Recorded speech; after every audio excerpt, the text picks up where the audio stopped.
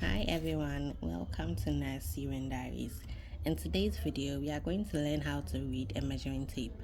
As a fashion designer and a pattern maker, you should be able to read and understand the lines on a tape. I hope you have your tape ready. Let's dive into the class. The first line, which is the starting line, the mark is not there, but it reads 0. Then the second reads 0.125. The third reads 0.25, followed by 0.375, followed by 0.5. So 0.5 is the same as half of an inch, and that's how it reads to the end. So every line reads 0.125. So let's see. 0.125 plus 0.125.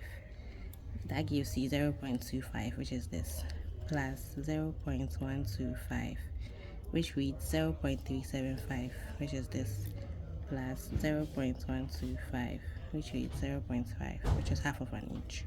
So each is an increment of 0.125. Let's say you are working on a measurement of 39.5. You input it on your calculator, 39.5 divided by 4. That gives you 9.875. 9.5 plus 0.125. That gives you 9.5 plus 0.125. 9 plus 0.125 plus 0.125. Okay, so it's 3, 1, 2, 3. This is the marking. This is where you mark.